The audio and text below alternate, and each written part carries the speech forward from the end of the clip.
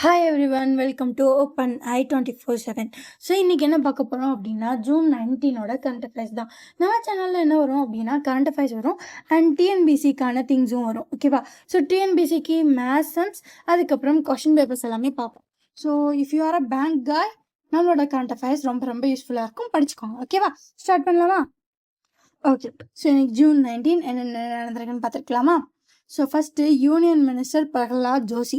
So இவர் எதுக்கெல்லாம் union மினிஸ்டராக இருக்கார், எந்த மினிஸ்ட்ரிக்குன்னு பார்த்தீங்க அப்படின்னா, இவர் வந்து union minister for new and renewable எனர்ஜிக்கு யூனியன் மினிஸ்டர். சரி, இவர் எதை லான்ச் பண்ணியிருக்காரு, எதை இனாக்ரேட் பண்ணியிருக்காருன்னு பார்த்தா, ஒரு போர்ட்டலை வந்து இனாக்ரேட் பண்ணியிருக்காரு.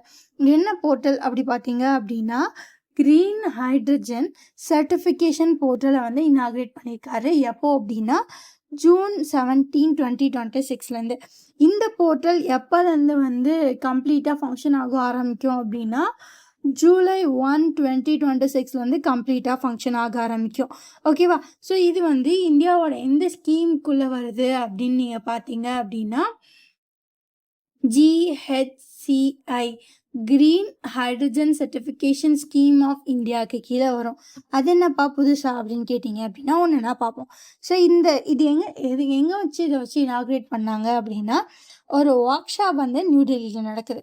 ஸோ என்ன ஒர்க் ஷாப் அப்படின்னு பார்த்தீங்க அப்படின்னா, strengthening the green energy hydrogen mission through state policies hubs and இன்ஃப்ராஸ்ட்ரக்சர்ன்ற ஒரு நேஷனல் வைடு ஒரு ஒர்க் ஷாப் வந்து நியூ டெல்லியில் நடக்குது.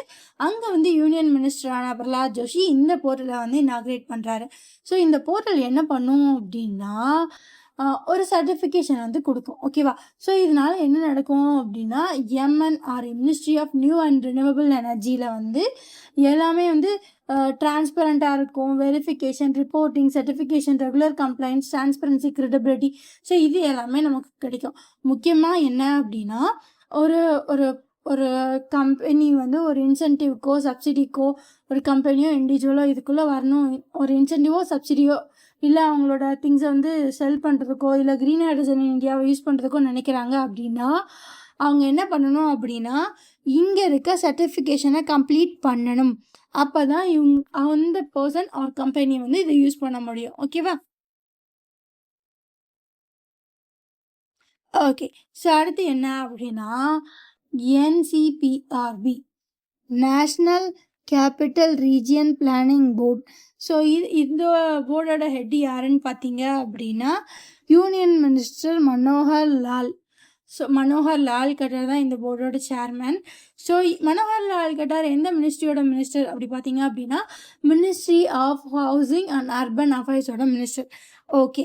ஸோ இவங்க வந்து எதை இனாக்ரேட் பண்ணுறாங்க அப்படின்னா, ஒரு நமோ சிட்டிஸ், எத்தனை 4 க்ரீன்ஃபீல்ட் நமோ சிட்டிஸை வந்து கொண்டு வர போகிறாங்க. Actually 4 Greenfield cities. அந்த சிட்டிஸுக்கு பேர் தான் என்ன அப்படின்னா நமோ சிட்டிஸ்.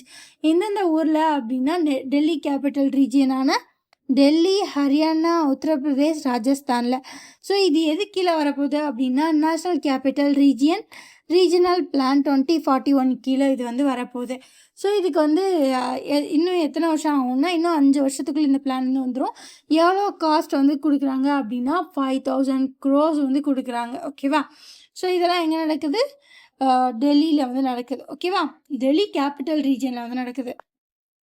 ஸோ இந்த சிட்டிஸை வந்து ஸ்டேட்ஸ் வந்து லைக் இந்த சிட்டியாக இருக்கலாம் அப்படின்ற மாதிரி சொல்லுவாங்க.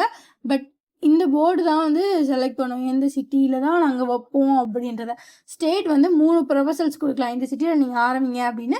But RRTS regional rapid transit system காரிடாருக்குள்ளே அந்த சிட்டி வந்து வர்ற மாதிரி இருக்கணும் அப்படின்றதெல்லாம் பேஸ் பண்ணி அவங்களே செலக்ட் பண்ணிப்பாங்க. ஓகேவா? ஓகே. ஸோ அதுக்கப்புறம் என்ன அப்படின்னா, ஜெக் ஏரோஸ்பேஸ். ஸோ ஜெக் ஏரோஸ்பேஸ் ப்ரைவேட் லிமிடெட். ஸோ இது ஒரு இந்தியன் கம்பெனி. ஓகேவா? ஸோ அதுக்கப்புறம் US பேஸ்டு. ஸோ இவங்க வந்து ஜெக் ஏரோஸ்பேஸ் வந்து Hyderabad based aerospace company. So அதே மாதிரி US பேஸ்டு ஒரு குரூப், அவங்க பேர் என்ன அப்படின்னா சொலஸ்ட்ரா குரூப். இவங்க வந்து US பேஸ்டு. ஸோ இவங்க 2 பேரும் ஒரு மல்டி-இயருக்கு $multi-million அக்ரிமெண்ட் ஒன்று வந்து போடுறாங்க. எங்கே வச்சு இதை சைன் பண்ணாங்க அப்படின்னா, ஹைதராபாத், தெலுங்கானாவில் வச்சு சைன் பண்ணாங்க. ஸோ இதோட மெயின் திங்கே என்ன அப்படின்னா, குளோபல் லெவலில் ஒரு மேனுஃபேக்சரிங் சென்டரை வந்து எங்கே கொண்டு வரணும், இங்கே ஹைதராபாத் தெலுங்கானாவில் கொண்டு வரணும் அப்படின்றதுக்கு தான். ஓகேவா? ஸோ இதில் இந்த மேனுஃபேக்சரிங் சென்டர் என்ன பண்ணணும் அப்படின்னா ஏரோ இன்ஜின் ஏர்க்ராஃப்ட் சிஸ்டமுக்கு தேவையான காம்போனன்ட்ஸை வந்து ப்ரொடியூஸ் பண்ணும். ஸோ இதை வந்து யார் சைன் பண்ணாங்க அப்படின்னு பார்த்தீங்க அப்படின்னா யூஎஸோட சொலஸ்டாவோட சிஇஓன்னு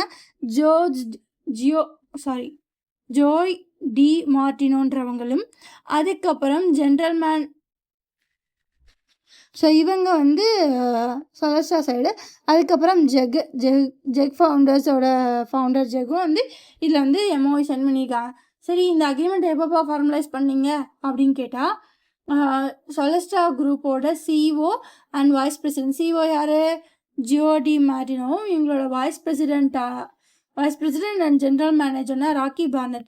ஸோ 2 பேரும் இந்தியாவுக்கு விசிட் வந்தப்போ இவங்க இந்த டீலை வந்து பேசி முடிச்சிருக்காங்க. ஓகேவா? ஸோ அடுத்து நம்ம பிரைம் மினிஸ்டர். ஸோ நம்ம பிரைம் மினிஸ்டர் நரேந்திர மோடி எங்கே போகிறாரு அப்படின்னா ஃப்ரான்ஸுக்கு போகிறாரு. ஸோ ஃப்ரான்ஸுக்கு ஒரு 6 நாள் பயணம் போகிறாரு. ஸோ எப்போலேருந்து எப்போ அப்படின்னா ஜூன் 13 ஸோ எப்போது ஜூன் 13 போகிறாரு. 6 நாள். ஓகேவா? 6 டேஸ்க்கு வந்து போகிறாரு எங்கே? ஃப்ரான்ஸ்க்கு. ஸோ அங்கே என்னென்ன நடந்துச்சுன்னு பார்க்கலாமா? ஸோ எதுக்கு இவர் திருப்பி ஃப்ரான்ஸ் போகிறாரு அப்படின்னா ஃப்ரான்ஸோட பிரசிடெண்ட்டான இமானுவேல் மார்கான் வந்து நீங்கள் வந்து எங்கள் ஃப்ரான்ஸுக்கு வாங்க அப்படின்னு சொல்லி கூப்பிட்டதுனால போகிறாரு. ஸோ போனவர் ஃபஸ்ட்டு எங்கே போகிறாரு அப்படின்னா நீஸ் ஃப்ரான்ஸுக்கு வந்து போகிறாரு. ஸோ எந்த பிளேஸ் போகிறாரு? ஃப்ரான்ஸில் இருக்க நீஸ் அப்படின்ற பிளேஸ்க்கு வந்து போகிறாரு. NICE ப்ரொனன்சியேஷன் தப்பாக இருந்தால் மன்னிச்சுக்கொள்ளுங்க. ஸோ அங்கே போயிட்டு என்ன பண்ணுறாரு அப்படின்னா ஃப்ரான்ஸோட பிரசிடென்ட் பேர் இப்போ என்ன சொன்னேன்? Emmanuel Macron. ஓகேவா? ஸோ அவரை வந்து மீட் பண்ணுறாரு. ஸோ மீட் பண்ணி என்ன பண்ணுறாங்க அப்படின்னா 2 பேரும் வழக்கம் போல் பைலேட்ரல் டாக்கெல்லாம் போகுது. சரி, நீங்கள் வந்து நம்ம ஸ்ட்ராட்டஜிக்காக, அதாவது ஸ்பெஷல் குளோபல் ஸ்ட்ராட்டஜிக் பார்ட்னர்ஷிப்குள்ளே போகலாம். ஸோ அதுக்கப்புறம் இந்தியாவும் ஃப்ரான்ஸும் ஒரு டைஸ்குள்ளே 2 பேரோட லீடர்ஷிப்பை வந்து இம்ப்ரூவ் பண்ணலாம். ஒன்றும் இல்லைங்க, 2 பேரும் உட்காந்து பேசி 2 பேரோட பைலேட்ரல் டிஸ்கஷன் மூலயமா இன்னும் பார்ட்னர்ஷிப்பை இம்ப்ரூவ் பண்ணலான்னு. அண்ட் ஒரு முக்கியமான விஷயம் என்ன அப்படின்னா இந்தியா ஃப்ரான்ஸு 2 பேரோட ஃபஸ்ட்டு பைலேட்ரல் மீட்டிங் இதுதான். ஓகேவா? ஸோ இதெல்லாம் பண்ணலாம் அப்படின்னு சொல்லி பேசிக்கிறாங்க. ஓகேவா? ஸோ அடுத்து என்ன பண்ணுறாங்க அப்படின்னா ஸோ இங்கே நீஸ் போயிட்டு பிரசிடெண்ட்டை வந்து மீட் பண்ணிடுறாரு இல்லையா? ஸோ பிரசிடெண்ட் கூடவே போயிட்டு பாரத் இன்னோவேட்டிவ்ஸ் 2026 ஒன்று வந்து இன்னாகுரேட் பண்ணுறாரு. என்னது? பாரத் இன்னோவேட்ஸ் 2026 எங்கே? நீஸ் ஃப்ரான்ஸில் இருக்க நீஸ்க்கு போயிட்டு பிரசிடெண்ட்டை பார்த்து 2 நாடும் வந்து ஒருத்தருக்கு ஒருத்தர் வந்து பார்ட்னராக இருக்கணும், நல்லா ஒருத்தர் முன்னேற்றத்துக்கு பைலேட்டரல் பார்ட்னர்ஷிப்புக்குள்ளே போகணும், அதெல்லாம் பேசிட்டு ஸோ அதுக்கப்புறம் strategic cooperation, innovation, technology partnership, global issues எல்லாம் பற்றி பேசிட்டு வாங்கலேன் நம்ம ஒரு பாரத் இன்னோவேட்ஸ் 2026 நடக்குது போகலாம் அப்படி சொல்லிட்டு அங்கே போகிறாங்க. ஸோ அது எங்கே நடக்குது அப்படின்னா நீஸில் இருக்க பல்லிஸ் டெஸ் எக்ஸ்போசிஷன் டி நீஸ் அப்படின்ற இடத்துல வந்து நடக்குது. ஸோ அங்கே போயிட்டு அதையும் இனாக்ரேட் பண்ணிட்டு வந்துடுறாங்க. ரைட்டா? ஸோ அதுக்கப்புறம் என்ன பண்ணுறாரு அப்படின்னா ஸோ இது வந்து என்ன அப்படின்னா ஒரு 3 நாள் ஈவெண்ட்டு. ஸோ இது வந்து ஒரு 3 நாள் ஈவெண்ட்டு. ஸோ இது வந்து இந்தியா ஃப்ரான்ஸ் இயர் ஆஃப் இன்னோவேஷனை வந்து அந்த டீம் தான் இதை வந்து ஹேண்டில் பண்ணுறாங்க. ஸோ இதை ஆர்கனைஸ் பண்ணது யார் அப்படின்னா மினிஸ்ட்ரி ஆஃப் எஜுகேஷன் வந்து ஆர்கனைஸ் பண்ணாங்க. ஓகே. ஸோ இது முடிச்சதுக்கப்புறம் வேறு என்ன பண்ணுறாருன்னு பார்த்தா 52வது G7 so 52nd G7 submit வந்து நடக்குது. அதில் போய் பார்ட்டிசிபேட் பண்ணுறாரு. அந்த சமிட் எங்கே நடக்குது அப்படின்னு நீங்கள் பார்த்தீங்க அப்படின்னா ஃப்ரான்ஸில் இருக்க இவியன் லெஸ் பியான் அப்படின்ற இடத்துல வந்து நடக்குது. பைன்ஸ் அப்படின்ற இடத்துல வந்து நடக்குது. ஓகேவா? ஸோ அதுக்கப்புறம் என்ன அப்படின்னா ஜூன் 18 என்ன பண்ணுறாரு அப்படின்னா கேபிட்டல் சிட்டி ஆஃப் ஃப்ரான்ஸுக்கு வந்து போகிறாரு. ஓகேவா? அங்கே போயிட்டு வைவா டெக்னாலஜி சமிட்டை வந்து பிரசிடென்ட் கூட சேர்ந்து அட்டன் பண்ணுறாரு. ஓகே. ஸோ அதுக்கப்புறம் என்ன அப்படின்னா ஒரு 13 அவுட்கம்ஸ் இவங்க வந்து அங்கே போனதில் இருக்குது. இதில் முக்கியமானதெல்லாம் என்னென்னு பார்த்தீங்க அப்படின்னா இந்தியாவும் ஃப்ரான்ஸும் இன்னோவேஷன் ரோட் மேப் 2030 அடாப்ட் பண்ணுவாங்க. ஸோ அதுக்கப்புறம் joint work group on AI கவர்னன்ஸை கொண்டு வருவாங்க. அதுக்கப்புறம் யூனிஃபைடு பேமெண்ட் இன்டர்ஃபேஸ். ஸோ இது இந்தியா வந்து இதுக்கு முன்னாடி நிறைய கண்ட்ரி கூட போயிருக்கு. ஸோ இதுக்கப்புறம் அதை வந்து ஃப்ரான்ஸ்லேயும் நடக்கணுன்றதுக்கான ஒரு பேச்சுவார்த்தை நடத்தி முடிச்சிருக்காங்க. ஸோ அதுக்கப்புறம் பைலேட்ரல் ட்ரேட் கோஆப்ரேஷன் வந்து அடுத்த 5 வருஷத்துக்கு இருக்கும். இதெல்லாம் போய் பேசி முடிச்சிருக்காரு. ஓகேவா? ஸோ அடுத்து QS வேர்ல்டு யூனிவர்சிட்டி ரேங்கிங் வந்திருக்கு. ஸோ QS அப்படின்னா குவாக்வரலி சிட்னாம்ஸ். ஸோ இவங்க தான் QS. ஸோ இவங்க வந்து என்ன பண்ணிட்டாங்க அப்படின்னா வேர்ல்ட்லேயே பெஸ்ட்டு ரேங்கிங்ஸ் என்ன அப்படின்னு பெஸ்ட் யூனிவர்சிட்டிஸை வந்து ரேங்க் பண்ணியிருக்காங்க. QS world university ranking 2027. So இதில் வந்து பெஸ்ட் யூனிவர்சிட்டியாக யார் இருக்காங்க அப்படி சொல்லி பார்த்தீங்க அப்படின்னா MIT கேம்பிரிட்ஜ். ஸோ அவங்க தான் வந்து ஃபஸ்ட்டு யூனிவர்சிட்டியாக இருக்காங்க. ஓகேவா? சாரி MIT தான் first, Cambridge second. Okay. So first வந்து Massachusetts institute of technology MIT Cambridge இவங்க தான் வந்து ஃபஸ்ட்டு ப்ளேஸை வந்து ஹோல்ட் பண்ணுறாங்க. இவங்க வந்து 15 வருஷமாக இவங்க தான் ஃபஸ்ட் ப்ளேஸில் இருக்காங்க. இவங்களோட ஸ்கோர் எவ்வளோ தெரியுமா? 100. ஸோ அடுத்து 99.2 ஸ்கோர் எடுத்து ஒரு 2 பேர் செகண்ட் ப்ளேஸை வந்து ஹோல்ட் பண்ணுறாங்க. இவர் தான் ஃபஸ்ட் ப்ளேஸ். 2வது இடம் யாருக்கு போகுது அப்படின்னு பார்த்தீங்க அப்படின்னா யூகேயில் இருக்க இம்பீரியல் காலேஜுக்கு வந்து போகுது. இம்பீரியல் காலேஜ் ஆஃப் லண்டனுக்கு வந்து என்ன போகுது? Second place. அதே செகண்ட் ப்ளேஸை வந்து வேறு யார் ஷேர் பண்ணுறாங்க அப்படின்னா USA இருக்க ஒரு காலேஜ். என்ன யூனிவர்சிட்டி? Stanford university. கேம்பிரிட்ஜ் வந்துருச்சு, அப்புறம் ஸ்டான்ஃபோர்ட். ஓகேவா? ஸ்டான்ஃபோர்ட் யூனிவர்சிட்டி செகண்ட் ப்ளேஸில் இருக்கு. சரி, இந்தியாவிலேருந்து ஓகே. ஸோ இதில் வந்து 106 கண்ட்ரீஸ்லேருந்து 1500 யூனிவர்சிட்டிஸை வந்து ரேங்க் பண்ணுவாங்க. ஓகேவா? ஸோ இந்தியாவிலேருந்து 52 யூனிவர்சிட்டிஸ் உள்ள போயிருக்கு. ஸோ இந்தியாவிலேருந்து 52 யூனிவர்சிட்டிஸ். ஸோ இந்தியாவிலேயே ஃபஸ்ட்டு யார் அப்படின்னு பார்த்தீங்க அப்படின்னா IIT Delhi. So IIT Delhi எத்தனாவது பிளேஸில் இருக்குது அப்படின்னு நீங்கள் பார்த்தீங்க அப்படின்னா 118வது இடம். ஸோ போன வருஷம் 123 இருந்துச்சு, இப்போ வந்து 118 ஆச்சு. சரி, எவ்வளோப்பா ஸ்கோர் வாங்கியிருக்கேன்னு பார்த்தா 65.7 ஸ்கோர் வந்து வாங்கியிருக்காங்க. ஓகேவா? ஓகே. ஸோ இந்தியாவில் வேறு யார் யார் வந்திருக்காங்க அப்படின்னு பார்த்தீங்க அப்படின்னா IIT டெல்லிக்கு அப்புறம் IIT அது இல்லாமல் IIT டெல்லி வந்து 118வது பிளேஸ். ஸோ அதுக்கப்புறம் IIT பாம்பே. ஸோ பாம்பே வந்து IIT பாம்பே மகாராஷ்டிராவில் இருக்குது, 134வது பிளேஸ். IIT மெட்ராஸ், இது வந்து IIT மெட்ராஸ் எங்கே இருக்குது? தமிழ்நாட்டில் இருக்குது. ஸோ இது வந்து 170வது place. IIT Kharagpur. So Kharagpur IIT வந்து எங்கே இருக்குது அப்படின்னா வெஸ்ட் பெங்காலில் இருக்குது, 205வது பிளேஸ். ஸோ அதுக்கப்புறம் IISc Indian institute of science. So அது வந்து பெங்களூர் கர்நாடகாவில் இருக்குது, 221வது பிளேஸ். ஓகேவா? ஸோ இதெல்லாம் தான் என்ன அப்படின்னா QS வேர்ல்டு யூனிவர்சிட்டி ரேங்கிங். ரைட்டா? ஸோ அடுத்தது போயிடலாமா? ஓகே. ஸோ அதுக்கப்புறம் என்ன அப்படின்னா global start up ecosystem report. So இது என்ன அப்படின்னா வேர்ல்டு லெவலில் எங்கெல்லாம் வந்து ஒரு ஸ்டார்ட் அப் க்ரியேட் பண்ணுறதுக்கு பெட்டரான எக்கோசிஸ்டம் இருக்குது அப்படின்றது தான் இந்த ரிப்போர்ட். ஸோ இதை வந்து யார் ரிலீஸ் பண்ணாங்க அப்படின்னா ஸ்டார்ட் அப் ஜெனோமியும் global start up ecosystem report, இவங்க 2 பேரும் சேர்ந்து தான் இதை ரிலீஸ் பண்ணியிருக்காங்க. ஸோ இதுபடி வந்து என்ன சொல்லியிருக்காங்க அப்படின்னா மொத்தமாக 40 குளோபல் ஸ்டார்ட் அப் எக்கோசிஸ்டமை வந்து ரேங்க் பண்ணியிருக்காங்க. இதில் வந்து 15வது பொசிஷனில் இந்தியாவிலேருந்து ஒருத்தர் இருக்கான். ஸோ மொத்தம் எத்தனை? 40 குளோபல் எக்கோசிஸ்டம்ஸ். ஸோ இந்தியாவிலேருந்து ஒருத்தன் போயிருக்கான். ஸோ இந்த 40க்குள்ளே அது யார் அப்படின்னா கர்நாடகாவில் இருக்க பெங்களூரு. ஸோ இவங்களோட பொசிஷன் என்ன அப்படின்னா 15வது பொசிஷனில் இருக்காங்க. ஓகேவா? ஓகே. ஸோ இது வந்து மொத்தம் 40ல் வந்து 15. ஸோ அதுக்கப்புறம் என்ன அப்படின்னா second best AI alternative cluster in ஏஷியான்ற அவார்டும் வாங்கியிருக்கு. ஓகேவா? என்னது? Second best AI cluster, AI native cluster. ஓகேவா? ஸோ இதில் வந்து செகண்ட் பிளேஸ். ஸோ இதில் யார்? இது எதில்? ஏஷியாவில். ஸோ இதில் ஃபர்ஸ்ட் ப்ரைஸ் யாருக்கு அப்படின்னா சைனாவில் இருக்க Beijing.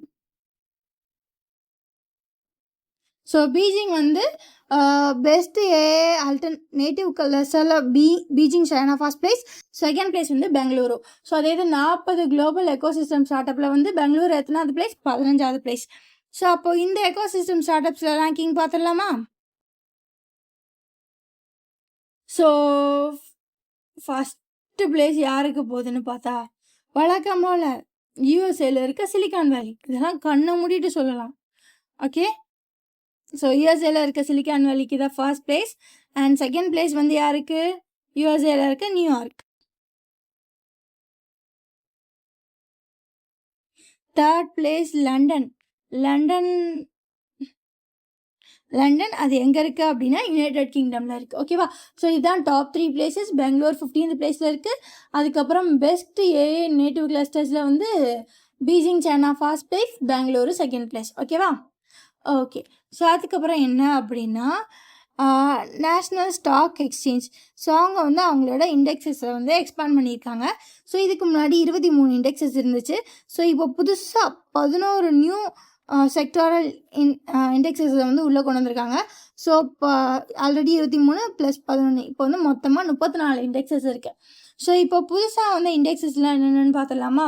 Nifty power, Nifty capital goods, Nifty telecommunication, Nifty construction, Nifty customer service, Nifty commercial and transport service, Nifty retail, Nifty hospitals, Nifty நான் பேங்கிங் ஃபினான்ஷியல் கார்பரேஷன், அதுக்கப்புறம் நிஃப்டி ஹவுசிங் ஃபினான்ஸ், அதுக்கப்புறம் Nifty insurance. So இந்த மாதிரி 13 இண்டெக்ஸஸை வந்து யார் கொண்டு வந்திருக்காங்க அப்படின்னா நேஷ்னல் ஸ்டாக் எக்ஸ்சேஞ்ச் கொண்டு வந்திருக்கு.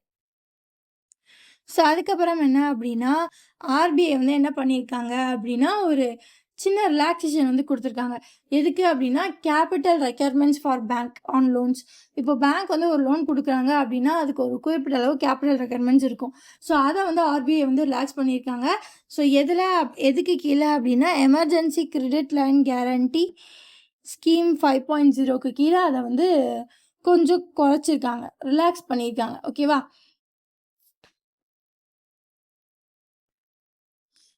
ஓகே. ஸோ அதுக்கப்புறம் என்ன அப்படின்னா நேஷ்னல் லெவலில் 2 விஷயத்த தடுக்கணும். ஒன்று ஆன்டி மணி லாண்ட்ரிங்கும், ஆன்டி மணி அப்படின்னா ப்ராப்பரான மணி இல்லை, ஃபேக் நோட்ஸ் அந்த மாதிரி இதுதான் ஆன்டி மணி லாண்ட்ரிங். ஸோ அதையும் காம்பேக்டிங் ஃபினான்சிங் ஆஃப் டெரரிசம்க்கு வந்து ஃபினான்ஸ் வந்து போகக்கூடாது. ஸோ எந்த ஒரு ஆர்கனைசேஷனாகவே இருந்தாலும் அவங்களோட ஃபினான்ஷியல் ஃப்ளோவை கட் ஆஃப் பண்ணிட்டா ஒரு குறிப்பிட்ட காலத்தில் அவங்களால செயல்பட முடியாது. ஸோ அதே மாதிரி தான் இந்த டெரரிசம்ஸ்க்கும். ஸோ அவங்களுக்கு போகிற ஃபினான்சிங் திங்ஸை வந்து மானிட்டர் பண்ணணும். ஸோ இது ரெண்டையும் பார்க்குறதுக்கு ஒரு ஃப்ரேம் ஒர்க்கை இந்தியா வந்து நேஷ்னல் இண்டஸ்ட்ரி பிளாட்ஃபார்மில் லான்ச் பண்ணுறாங்க. ஸோ அது என்ன ஃப்ரேம் ஒர்க் அப்படின்னா alliance of reporting entities in AML, anti money laundering, and CFT, countering the finance of terrorism. So இதுதான் என்ன அப்படின்னா அரிஃபேக். ஓகேவா? ஸோ இதுதான் வந்து இந்த ஃப்ரேம் ஒர்க்கை தான் வந்து லான்ச் பண்ணியிருக்காங்க.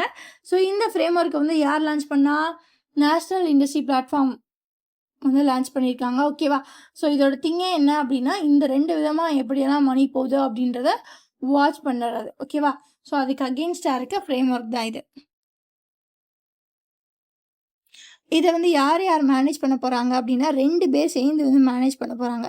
ஸோ ஃபஸ்ட்டு வந்து payment council of India, so அதுக்கப்புறம் ஃபின்டெக் கன்வர்ஜென்ஸ் கவுன்சில். ஸோ இவங்க 2 பேரும் தான் வந்து மேனேஜ் பண்ண போகிறாங்க. ஓகேவா? ஸோ இவங்க கூட யார் வந்து அப்சர்வராக, ஸோ இவங்க 2 பேரும் மேனேஜ் பண்ணுவாங்க. இன்னொருத்தர் வந்து நான் பார்த்துட்டே இருக்கேன், வாட்சிங் அப்படின்ற மாதிரி ஒருத்தர் இருப்பார். ஸோ அது வந்து ஃபினான்ஷியல் இன்டெலிஜென்ஸ் யூனிட் இந்தியா. ஓகேவா? ஸோ அதுக்கப்புறம் ஒரு 2 குரூப், இந்தியாவோட ஈசர் குரூப். ஸோ ஈசர் குரூப் இவங்க வந்து இந்தியாவோட குரூப். அதே மாதிரி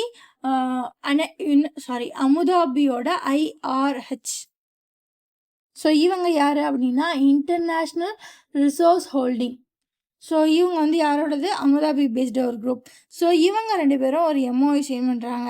ஸோ எதுக்கு இது அக்ரிமெண்ட் சைன் பண்ணுறாங்க? எதுக்கு அப்படின்னா $500 மில்லியன் ஒர்த்தான அக்ரிமெண்ட்.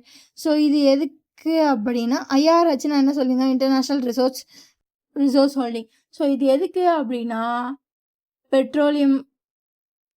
க்ரூட் ஆயிலுக்கும் அதோட ப்ராடக்டோட சப்ளை ஃபெசிலிட்டிக்கும். ஸோ அதாவது க்ரூட் ஆயில் அண்ட் பெட்ரோலியம் ப்ராடக்ட்ஸை வந்து ஈசருக்கு வந்து யார் கொடுக்கணும்? ஐஆர்ஹெச் வந்து கொடுக்கணும். ஸோ அதுக்கு தான் இந்த $500 மில்லியன். ஸோ இந்த ஐஆர்ஹெச் யாருன்னு நம்ம பார்க்கணும்ல. ஸோ இவங்களோட ஹெட் குவார்ட்டர்ஸ் வந்து எங்கே இருக்குது அப்படின்னா அமுதாபியில் வந்து இருக்குது. ஸோ இவங்க வந்து mind to market investment platform. So என்ன அப்படின்னா ஒரு ரிசோர்ஸஸை வந்து மைண்ட்லேருந்து எடுப்பாங்க, அதுலேருந்து மார்க்கெட்டுக்கு கொண்டு வர ஒரு பிளாட்ஃபார்ம் தான் இந்த IRH. ஓகேவா? ஓகே. ஸோ அதுக்கப்புறம் DFI, department of financial services. So இவங்க வந்து யார் கீழே வருவாங்க அப்படின்னா மினிஸ்ட்ரி ஆஃப் ஃபினான்ஸுக்கு கீழே வருவாங்க. ஸோ இவங்க வந்து என்ன பண்ணியிருக்காங்க அப்படின்னா ஹிட்டேஷ் சந்திர ஜோஷி. ஸோ இவரை வந்து என்ன பண்ணியிருக்காங்க அப்படின்னா officially chairman and MD of general insurance corporation of இந்தியாவை வந்து அப்பாயிண்ட் பண்ணியிருக்காங்க. ஓகேவா? ஓகே. இவர் வந்து அடுத்து எப்போ வரைக்கும் இருப்பார் அப்படின்னா செப்டம்பர் 30, 2028 வரைக்கும் இருப்பார். ஓகேவா? ஸோ இது வந்து எங்கே நடந்துச்சு அப்படின்னா மும்பையில் வந்து நடந்துச்சு. ஓகே. ஸோ இதுக்கு முன்னாடி யார் இருந்தாங்க இந்த பொசிஷன்ல அப்படின்னு பார்த்தீங்க அப்படின்னா நாராயணன் ராமசுவாமின்னு ஒருத்தர் இருந்தார். அவர் வந்து ரிட்டையர்ட். அவரோட டென்யூர் வந்து முடிஞ்சிருச்சு. எப்போ முடிஞ்சு? செப்டம்பர் 30, 2025 முடிஞ்சதுனால இவர் வந்து வராரு. ஓகேவா? ஸோ இந்த general insurance corporation of India யார் அப்படின்னா இந்தியாவோட நேஷ்னல் ரீஇன்சூரர். அது என்ன ரீஇன்சூரர்? நீங்கள் ஒரு இடத்துல போய் இன்சூரன்ஸ் போடுறீங்க, எதுக்கு? உங்களுக்கு இழப்பீடு வந்தால் அதை கவர் பண்ணுறதுக்கு. ஸோ அந்தவனுக்கே இழப்பீடு வந்தா அப்படி ஒரு எங்களுக்கு ஒரு பிரச்சனைனா உங்களுக்கு வரும், உங்களுக்கு ஒரு பிரச்சனைனா அவங்களுக்கு ஒரு பிரச்சனைனா யார்கிட்ட போவாங்க அப்படின்னா இந்த ரீஇன்சூரர். ஸோ ரீஇன்சூரர்னா என்ன அப்படின்னா ஆல்ரெடி இன்சூரன்ஸ் கொடுத்த ஒருத்தனுக்கே இன்சூரன்ஸ் கொடுக்குறது தான் இந்த ரீஇன்சூரர். ஓகேவா? ஓகே. ஸோ அடுத்து வந்து ஒரு ஆர்பிட்ரி தான் பார்க்க போகிறோம். Robert A.F. துர்மன். ஸோ இவர் யார் அப்படின்னா இவர் அமெரிக்கன் ஸ்காலர். ஸோ இவர் எதை பற்றி படித்தார் அப்படின்னு பார்த்தீங்க அப்படின்னா திபெத்தியன் புத்திசம் பற்றி நிறையா ஆராய்ச்சிகள் பண்ணியிருக்காரு. ஸோ அப்புறம் இவர் ஒரு ஆத்தர், இவர் ஒரு டிரான்ஸ்லேட்டர், இவர் ஒரு எஜுகேட்டர், அது எல்லாத்துக்கும் மேலே இவர் ஒரு பத்மஸ்ரீ அவார்டி. ஸோ இவர் வந்து 16th June 2026 வந்து நியூயார்க்கில் USA வச்சு இறந்து போகிறாரு அவரோட 84வது வயசில்.